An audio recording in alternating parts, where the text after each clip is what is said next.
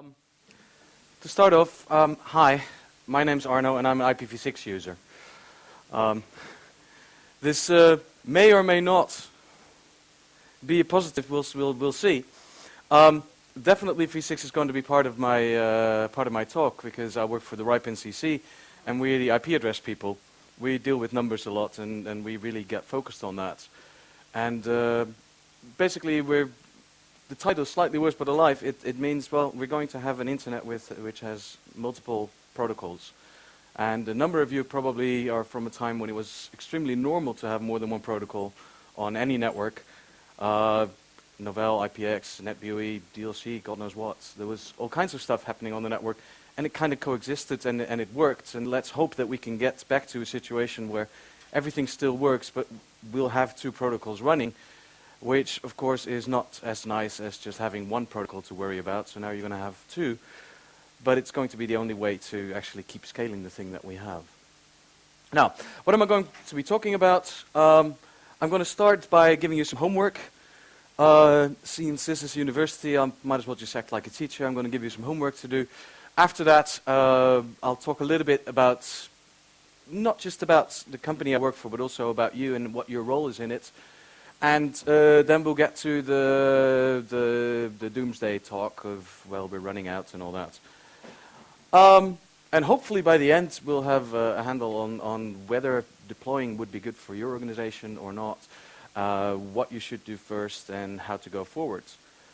This is the third talk that deals a lot with v6, and actually the three actually kind of combine quite well, I think, because I approach the things from a slightly different angle. So it's a nice addition. But first, homework.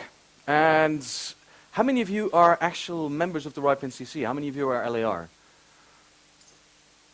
Okay, right. Then I'm sure you've you know well about this thing, for instance. I was very happy to see that there's a gentleman from Cisco this afternoon that talks about 4-byte AS numbers, 32-bit AS numbers, especially because it means they're probably ready for it. Are you? For all across the board? Well, I will talk about it. Okay. We'll hear that in the afternoon. Right now it's 2009, and forget about the 1st of January bit because the 1st of January is a bit like very early this morning. We don't really work on the 1st. So the 2nd of January 2008, we gave out the first 32-bit AS number, which we promptly got back because someone was, oh, I didn't actually realize that was what I was asking for. At the moment, right now, you need to specify, I want an old-style AS number, because if you don't, you're going to get a new style AS number. In the end, it's a number. A number is a number is a number. But starting the 2nd of January 2010, which is in a few months, you're not going to be able to specify whether you want an old style AS number or a new style AS number. So if you request something, there's a chance that instead of getting a nice number in the, what are we up to? We're in the 40,000s, in the 50,000s, I think, something like that currently. You might get a really, really long number. If you get that, you need to, of course, be ready for it, so make sure that your BGP hardware supports it, and talk to your peers, talk to the people you actually peer with, whether they're ready. If you request an AS number for a customer, that also means that you might get a 32-bit AS number. We're right now working on a process where we can still request more old-style numbers from IANA. This is a policy proposal, so that will actually give old-style numbers for a while to come, because not everyone is ready yet, unfortunately. So we'll see that. But you get an AS number, you might know about this new thing that we have, where for any kind of independent resource, be it PI address space, be it an AS number, you actually now need to have a contract with them saying a few things, and there will be, every year you need to renew that. And that brings us to the next part of the homework. You may have seen this. If you've not seen something that looked like this, you actually need to go to the LAR portal if you're an LAR and do this. You've got about a week left. What is this? This is part of the new process where we're actually looking more at the independent resources, whether they're still being used, and the policy has changed so that right now, if you have customers that get independent resources, PI address space, then even from way back, you need to renew the contract with them and have it renewed every year so that you know these are the people that are using this address space, and this is going to be more important. Because right now, if there's two parties that actually get into a fight and say, that's my /23, someone else says, no, it's mine, basically now they can come to us and we go like, oh, calm down guys, here's a new /23, you know, that's fine. Pretty soon, this will not be the case. We'll say, here's a nice /32, but it's slightly different numbers. So at that point, it might be very important to know who is using which part of the address space, and for that, this part comes in. Now, what you need to do this week, you need to say for each of your independent resources that were given out through you as an LAR, you need to say whether they're for your own infrastructure, whether they're for a customer that you're the sponsoring LAR for, and or whether you don't want anything to do with them. I don't know these people, that was a long time ago, get rid of them. So if you do that by the end of the week, next week, then the next part will come where you actually then do the contracts. Now, of course, the contracts are a bit of an issue in that people don't know whether they should charge for them. To me, it seems obvious that if you're in a business and you do any kind of exchange with the customer, then there's some kind of administrative fee attached, but still. What is the current policy, or how do we do it? There's a proposal, or basically we said this is how we're going to do it next year, which says for each of these independent resources, we're going to charge you 50 euros, and all the other stuff, so basically your allocations, they go into the old system where we have this really intricate measuring system where we come up with the score for your organization, then we put all the scores of all the LARs together, and the top couple of percent is extra large, then next percentage large, and so on and so forth. Now, these 5 LAR categories, they will stay. Direct assignments is what we said that we were going to do. They will not influence your category, so they will not influence your scoring. And every direct assignment will cost 50 euros. However, in about a month's time, a little under, we'll have a RIPE meeting in Lisbon. Now, Lisbon is a fun place, and RIPE meetings are actually fun meetings to go to. This is the first reason to go. There's also going to be a general meeting. If you feel strongly that this is the way to do it, or this is not the way to do it, register for the general meeting, or find someone that is going and give them a proxy vote, because our membership can vote yes or no on this. If you don't like it, you say, okay, I want the old system where the PI space actually counts to your score. Great. Come and say so. You can vote on it, and it can be voted out or it can be voted in. So this is actually where the general meeting is going to be quite interesting this time in Lisbon, not just the meeting itself. So what to do? Make sure you can use 4-byte AS numbers. Go to the website, the LAR portal, and click for all your PI space and AS numbers. And, well, prepare to go to Lisbon, I guess. That would be the homework. Okay? Then, let's talk a little bit about the registry system. If you go to Lisbon, then you're going to take part in this registry system. You're going to take part in the RIPE community, in the discussions and all that. And it's great. This is a system based, as some of you might not know, it based on 3 main pillars. First one being registration, making sure that you know who's using which address, which AS number, and so on and so forth. Great. Then the other one is conservation, because, well, we only have so many IP addresses, and how can we use them for as long as we can, and how does that work? Great. We might change the policies to be a bit more on the side of conservation, so that instead of the 700 days that was the current counter, or 700 some days, we might be able to last a bit longer. Depends a little bit on how many people are going to request more addresses. And then there's the last bit, which is aggregation. Aggregation, basically, we want you to get a large block of addresses so that you only have to announce one prefix. And of course, if you do traffic shaping where you announce different parts of your address space differently, and that's bad for aggregation. If you request a lot of PI space, you will get lots of prefixes. That's bad for aggregation. So we try to promote aggregation as much as possible. Of course, if you look at IPv6, you don't have to register customer assignments in the database. You're allowed to. You can do it if you want to, but you don't have to. So registration is a bit less important. We'll give you a shitload of addresses. /32 is the smallest. This is basically 65,000 /48s, or depending if you give your customers a /56, it's about 16 million. And each of these customers has then between 256 and 65,000 subnets, and each subnet is large. So basically the conservation is not so important right now in IPv6. And is this the right thing to do, to give shitload of addresses? If you look at it, it's still a minuscule bit that we're actually using. We're using 1/8 of the total address space.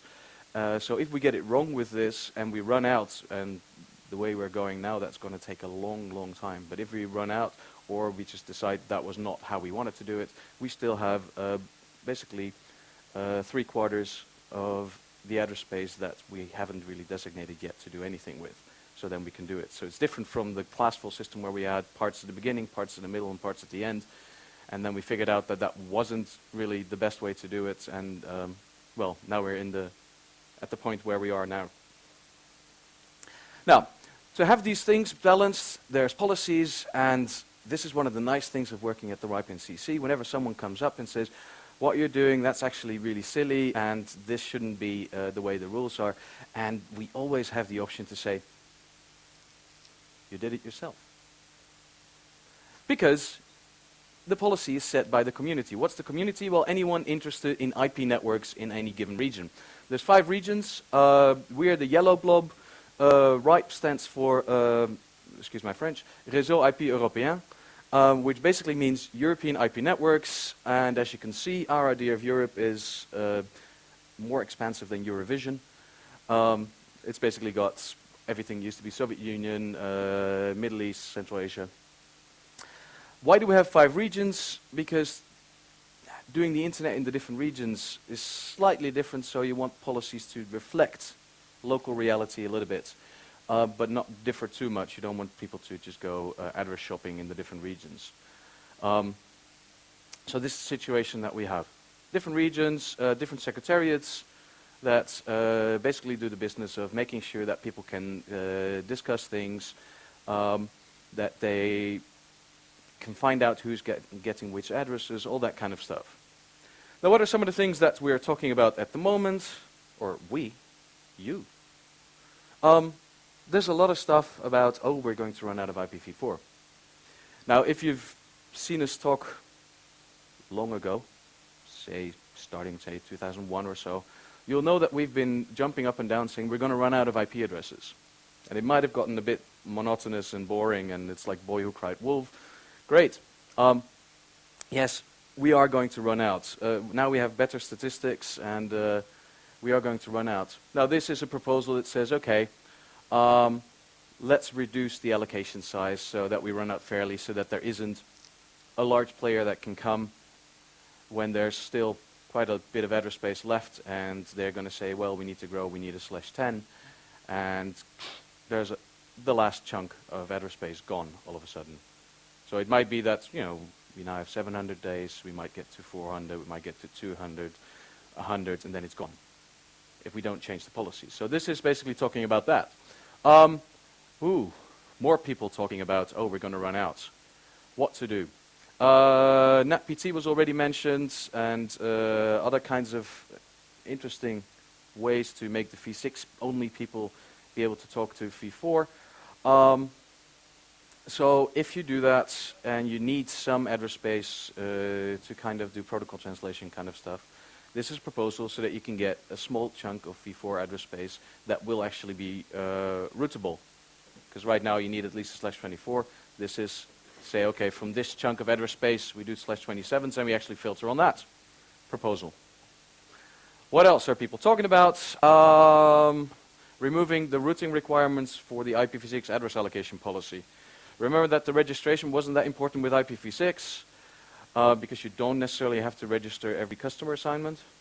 The conservation wasn't so important because we just have so much address space that we really don't know how much we actually have, so you can get lots and lots and lots of addresses. Then the last part was aggregation.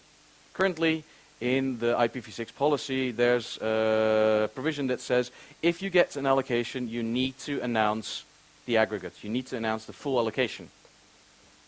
It does not say you cannot announce more specifics.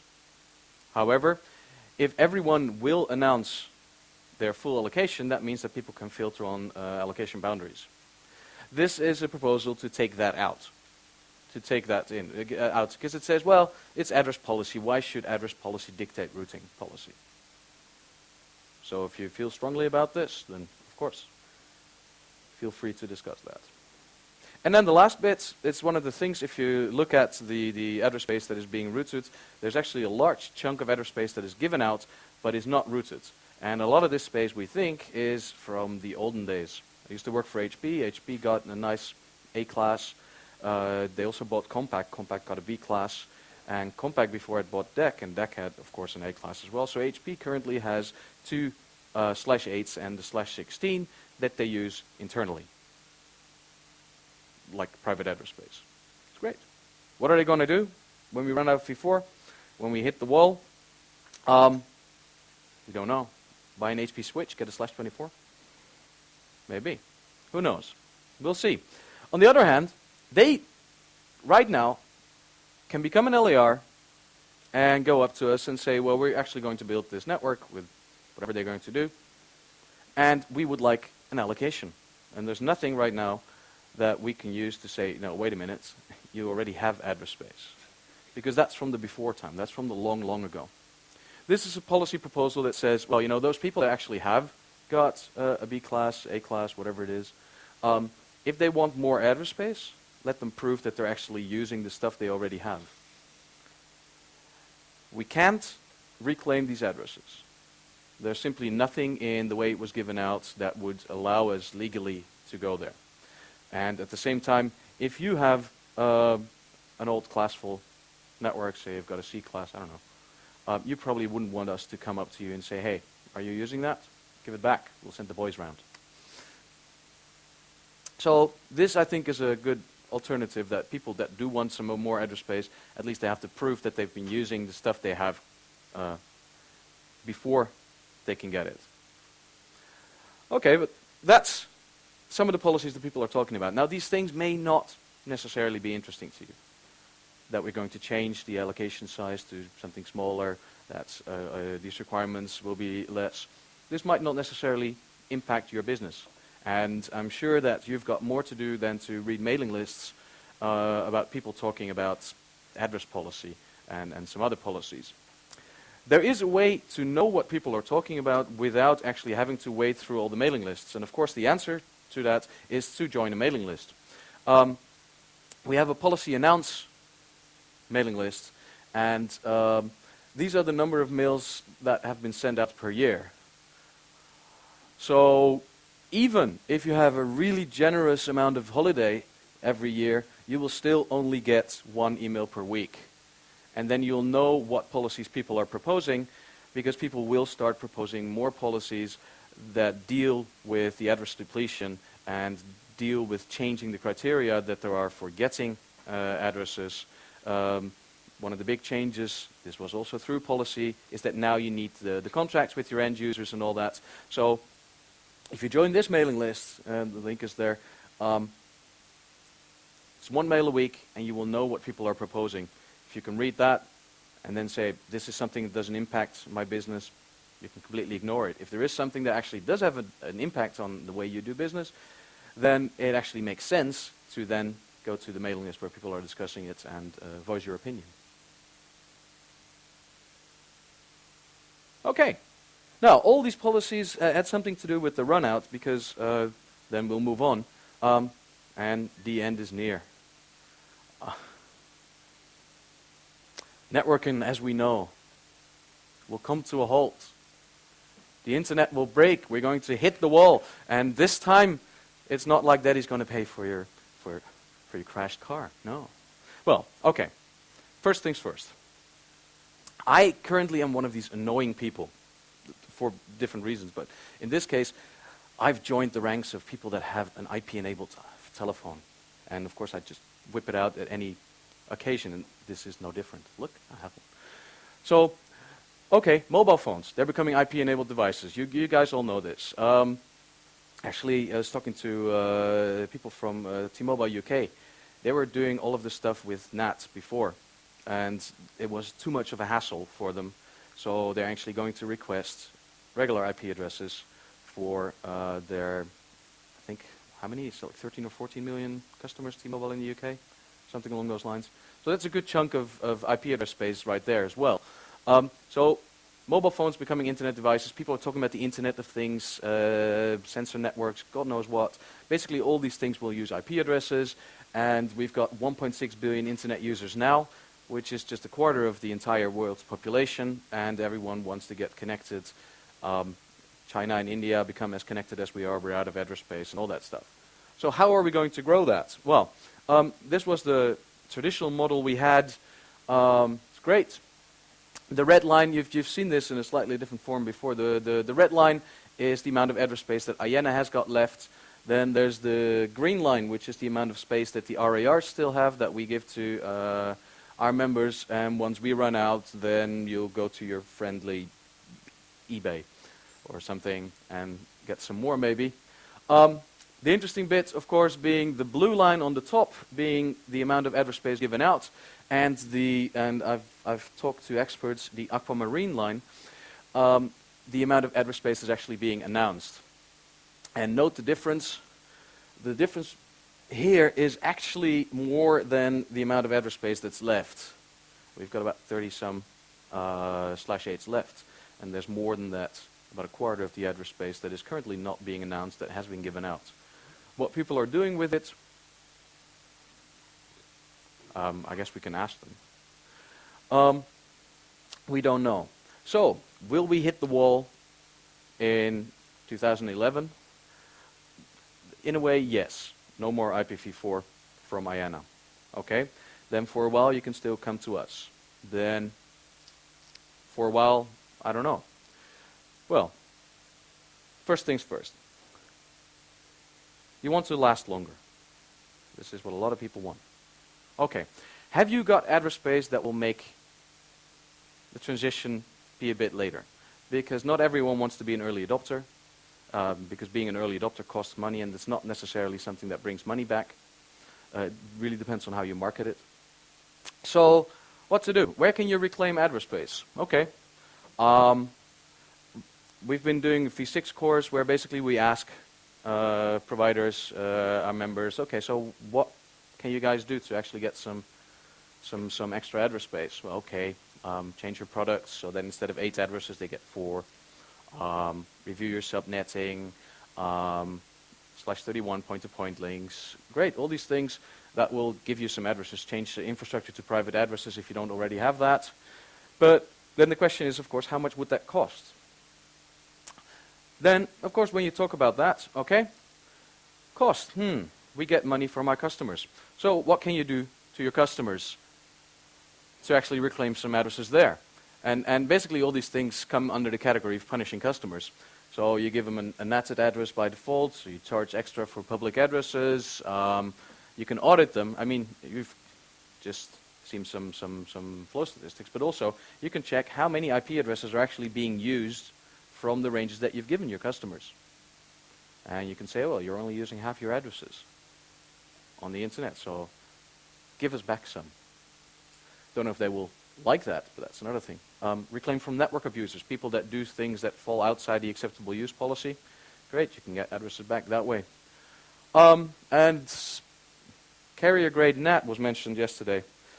Now, NATs are marvelous things for some things, and for other things they're not. Will your customers like it if you start doing that? And if you're the first one, will your customers actually move on to someone else? I guess you need to just ask your customers. Do some research there. you might be able to last longer. It really depends, because we've asked them as well, like how much time, and some said, well, you know, maybe a week. The most common answer would be, okay, 4 to 6 months. And then other people say, well, we just have address space for ourselves, so we'll be fine with just v4. Interestingly enough, the people that said we'll be fine with just v4, we can last indefinitely, were also the ones that were already doing IPv6 in their own network as well. So they did see the benefits of doing that as well. But basically, once you start doing this, you're probably already too late. Now, the problem then is, okay, what is the right time frame to do stuff with v6? So we have about 2 years before IANA runs out, then there will be a couple of months before the RARs run out, then, well, say 4 to 6 months before it really gets tight in your own organization, and then what are you going to do? Now, most people say, and I tend to agree with them, they say, well, then we'll also do v6, and we'll get some v6 only networks at that point, and we might give them some private address space v4, and combine it that way that we don't have to do protocol translation, they'll just dual stack and all that. Now, great. If you want to do that, of course, you need to look at what the costs are. Now, the first thing that you could do is get some address space. This is the easy bit, because what do you need to do to get an IPv6 allocation?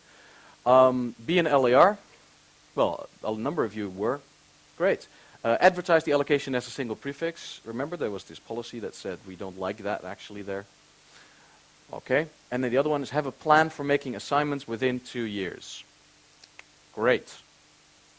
Is this hard to do? I don't think so. I mean, I have a plan to win the lottery every month. Hasn't really happened yet. But basically, if you say, okay, I can have a test network set up with v6 within 2 years, and you're an LAR, then you can get your IPv6 allocation today. I said this before, and people said, well, sometimes it takes a bit longer for you guys to answer. Actually, for the allocation part, it is generally the same day. I checked for the statistics yesterday, and there were 2 given out yesterday. And they both went to Germany. And Germany already had quite a few quite a few allocations. It's got by far in our region the most. Yesterday there was this slide that said, okay, where is Poland? And it said, well, maybe you can make the top 10. And in our region you have made the top 10. You're on number 10. And I mean, really, this is a big country. But even the Knetlichki have got more than you guys. You know. So I don't know what's going on here. There is a slight change if you look at the number of allocations this year. That's 17 this morning at least. Maybe by the end of the day this is different. I don't know. You've got wireless here.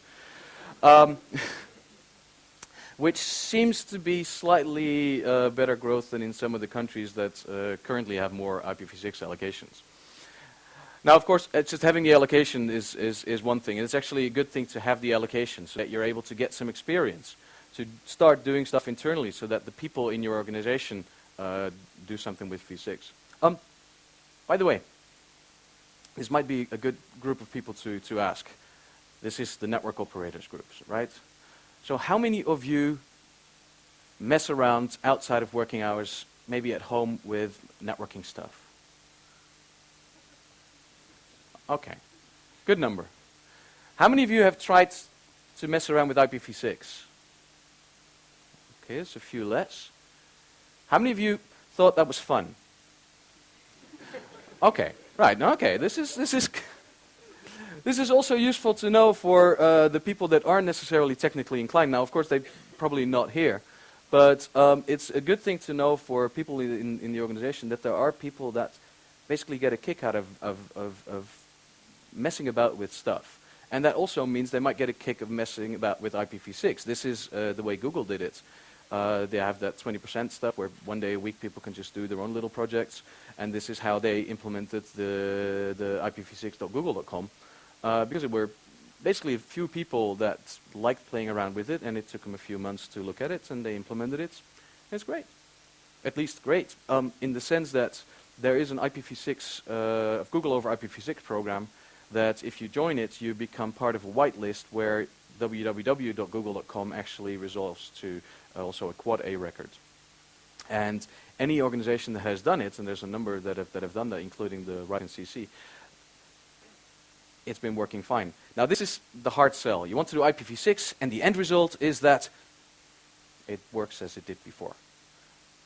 So it's not really, you can say, oh, there's something new. But the thing is that before, and this is also why they haven't done www.google.com with a quad A record for everyone, is they say, well, the IPv6 network is, it's a bit of a playground, and people just mess about, and, there's tunnels, and there's whatnot. And to some extent, this is true. There are some issues. But it's coming to a point now where actually the people that do it have no issues, and nobody has asked to switch off the whitelisting for www.google.com, meaning people can actually reach it, because in most places Google is fairly important. Now, this is a slide that is a bit older. Let me make sure that you can actually see it. This is from Gert During, and basically this is just a graph of the number of prefixes that are given out, and this is up to the middle of the year, or even just a bit before in spring, where you can see that Germany is basically heading it, and it follows kind of the number of allocations that are given out. However, these numbers are quite a bit lower. So if you look at the percentage of people that actually route their IPv6 allocation, and I'm looking at this only based on their allocation, because in the policy it says you have to announce the full prefix. So how many people are doing that? Well, over time, if you look, it's gone down. It started at 60% in 2004, when really the people that were doing IPv6 were the people that were the early adopters and that were playing around with it, and apparently the enthusiasm kind of just, nah. It went a bit, yeah, been there, done that, let's try something else that gives some issues, let's try DNSSEC. I don't know. But what's happening is that in 2008, there was a change in the policy. They took out a 200 rule that they had, and we changed our messaging a bit. And I'm not saying that it's only because of us, because I'm sure it's not. But basically, we said, hey, there's only a few years left now of IPv4 address space. This is within the timeline that you actually look ahead. I mean, what are the write-off periods for your hardware? It's generally somewhere 3 to 5 years. Within 3 to 5 years, we will have run out of v4. So we need to do something if we want to keep growing the way we are doing. And most people like growth, because, having no growth is not really a business model that a lot of people want. So it went down and down and down, and it's slowly going up. Right now, it's about 51% of the people that actually announce their prefix. Is this good enough? Well, it really depends on the way you look at it. Personally, I don't care about IPv6. This might sound weird, because I work for a company and IP addresses is what we do. But I don't care about IPv4 either. I actually do care about the internet. I like it. I want it to stay. And I don't care if I reach the other side over IPv4, IPv6, pigeons, smoke signals. I don't care as long as I get there. Right? So if everyone is ready at the moment that we run out of IPv4, I'm happy. So this also means, okay, so which companies need to actually start doing IPv6 now? Well, not all companies. Probably you'd want people like governments. Why? Well, I don't know how the situation is here, but where I'm from, governments are slow. So they take a long time to implement anything, and they write a lot of stuff about it first, looking at it from different angles. So I want them to actually start doing it now. Mega companies, they also have a long time before they can do anything. So let's see. Let's see about deploying. Good morning. So, deploying. There's a few scenarios that you can, no thanks. There's a few scenarios that you can do. There's the do nothing. And a lot of people are in this crowd because roughly 1/5 of our members have gotten IPv6 allocation right now. Do nothing. Well, you'll be fine for the next couple of years. Great. You know, this is a scenario which basically means that you don't have extra costs. You can keep doing stuff exactly the way you're doing it. And then we're going to hit the wall. And, well, with or without you, people are going to move on. If you then want to implement v6, then you need to do it fast. Now, depending on the size of your company, this is something you might be able to do. Maybe you can implement it in a very short amount of time. Of course, if you do infrastructure, and to some extent I count the service providers as the infrastructure people, you might want to have your infrastructure ready when the other people say, hey, I want to do v6 as well. Which might then lead you to, you know, doing it all now. Great. And some people have actually done this. It's great, you do it now. Maybe you have to need to change some hardware, but that's okay, you just buy new stuff. You don't have a direct return, but that's okay, because you can say, hey, we're doing v6. And you can look at the dancing turtle. So, of course, this also gives you relatively short planning times, which then leads to, of course, a scenario where you say, okay, act now. And this is, I think for the people in here, it is very important that they do something already. And you don't necessarily have to get the allocation. I mean, sure, you can get the allocation right now if you want, just send an email. Probably the size of basically what you need to pay the ripe NCC won't change because of it, because it's 18 points. And depending on how many points you have, this might be fine. It's great. But at the very minimum, start an audit. What's your software doing? What's your hardware doing? Can it support v6? What do you need to change? So that not just, you don't have to change, but you know what you're going to have to do.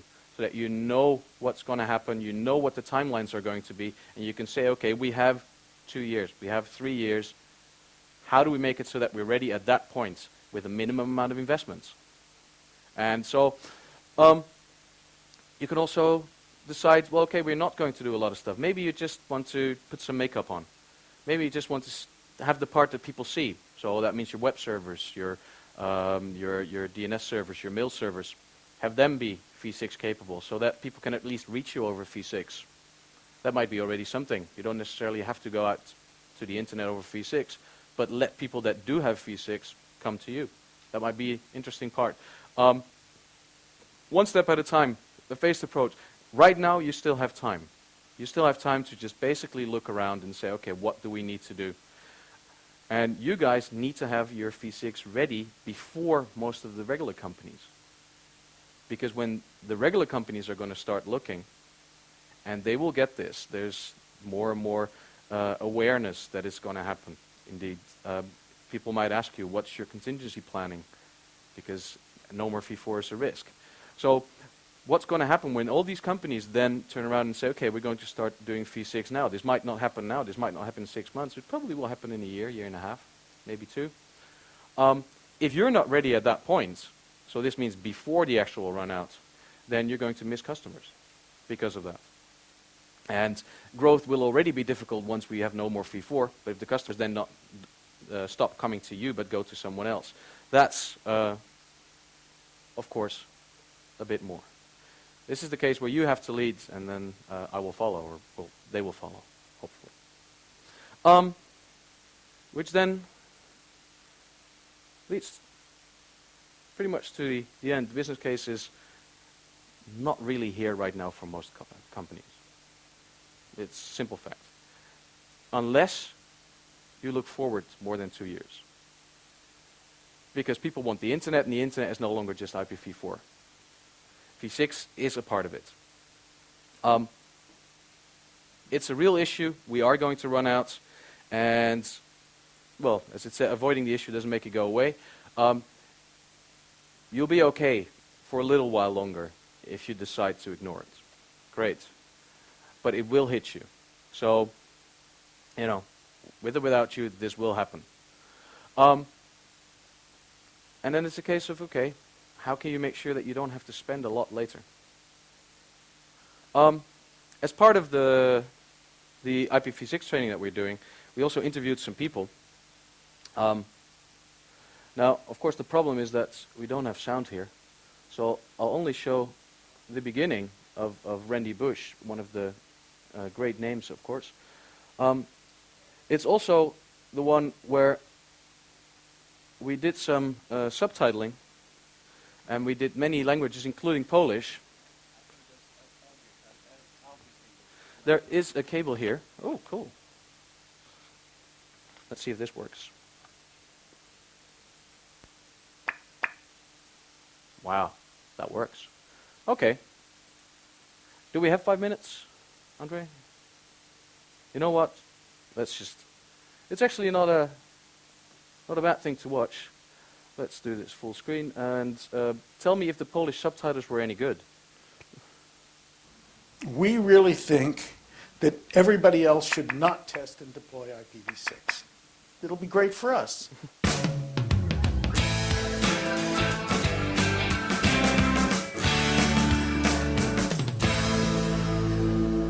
We started in the mid-90s. We had a parallel network based on the Kame stack in BSD that was running v6, so we could supply v6 to a customer and v4, but they came over separate wires. Dual stack didn't exist. Every time that two transports or two layers have not been congruent, it's been deadly and they're not going to be debugging. If, you and I want to experiment with a new protocol, we just install it on our two computers, and the internet doesn't have to change.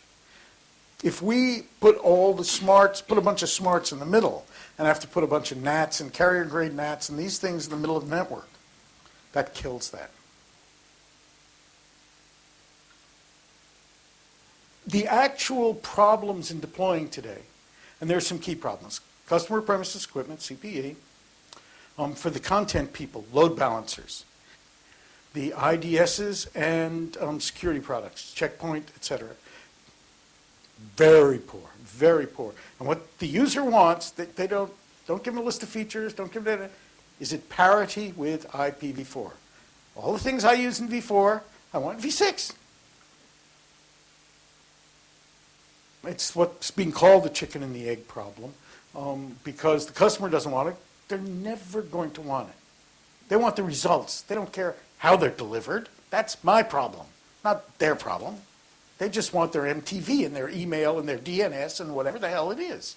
And the problem is, because it doesn't make sense economically right now, the v6 backbones are poorly interconnected. There's a bunch of tunneling. There's a bunch of MTU problems. As I said, there are these blockers at the vendors. Because there's not real money there, there's no real economic social pressure to fix those things. As we hit the v4 wall, that economic pressure will be there. Now, I'm not going to show the full thing. If you want to, you can go to YouTube or IPv6 Act Now, which is a site, ipv6actnow.org. Site from the RIPE CC, basically about IPv6. So you can see this interview and others as well, where basically people that have deployed it are talking about what they faced, how they see things, and what made sense for them. And for me, I'll just leave you with a quote by Garab. V6 is more bits, 96 more bits, no magic. But as Randy says, we need those 96 more bits. And that's what I want to leave you with. Thank you.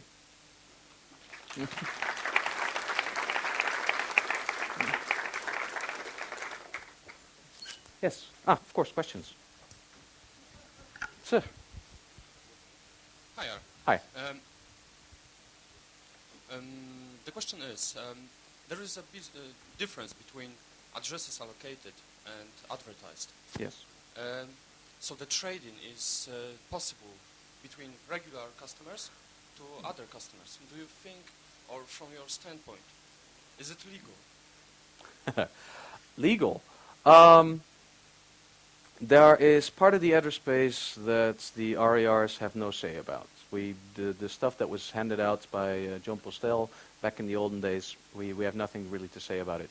Is it legal? It's already happening.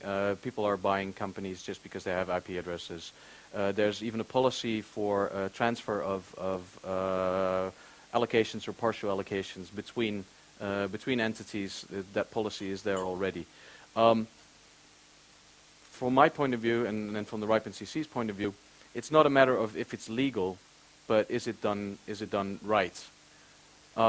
Right now, you need the addresses. The transfer policy says, okay, if the other company needs the addresses, basically can justify the need for it, they can get it. And whatever happens between the two companies, that's okay. Surely, trading will lead to the bigger fragmentation of the network. So, public BGP table will be bigger, maybe 500, 600, 700,000 prefixes. Is it? Do you think it's not a threat for the? Is it a threat? I think it was a gentleman from Juniper not so long ago at a RIPE meeting, and he said it was. I think it was 2 million prefixes now, 10 million in 2 or 3 years that they could handle. Is it a threat? Well, it is something that is a problem for you guys. You guys will have to buy more memory. You guys will have to buy routers that can deal with it. From RIPE NCC's point of view, we are not the routing police.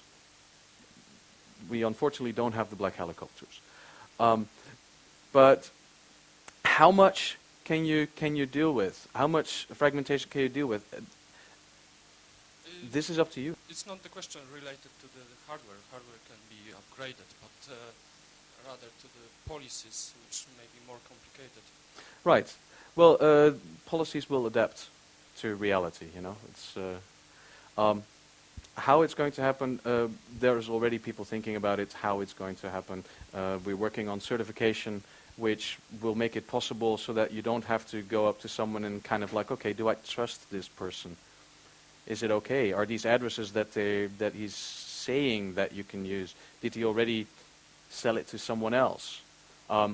Is he the person that can actually sell it? These questions don't really have extremely good answers. Of course, there's the databases that we have, but we're working on certification to make that possible. It's simply a reality that, for now, IPv4, we're going to keep using it for a while. And yes, there will be more fragmentation, and yes, this will hurt more. How much? Well, it depends how fast people can actually move to IPv6. Okay? Any other questions? I was expecting a lot of questions on the 50 euro per independent resource, but let's ask for the 50 euro. You mentioned the allocation cost of 50 euro per allocation. Per assignment, independent resource, yes. Okay. What is it? Is it C class? Is it NA class? Is it a PI? If you can highlight what will be paid for. What will be paid for is basically any provider independent PI address space assignment.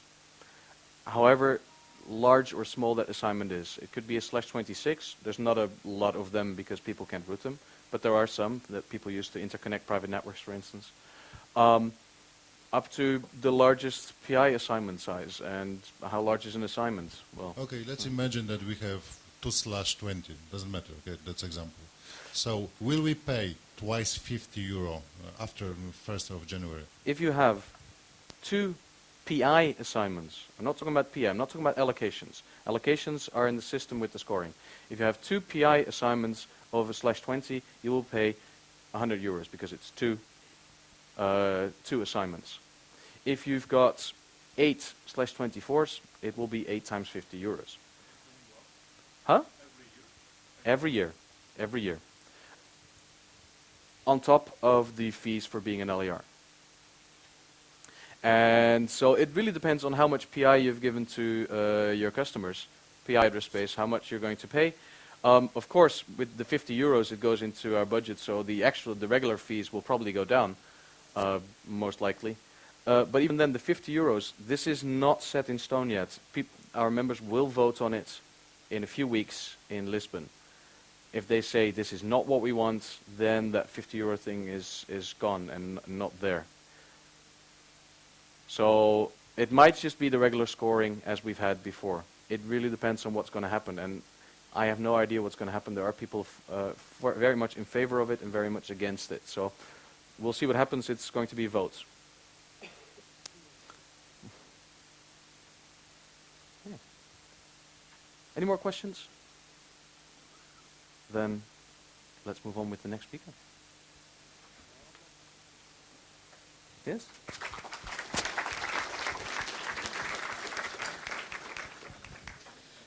Drodzy Państwo, chciałam powiedzieć, że wczoraj po afterparty została znaleziona kurtka.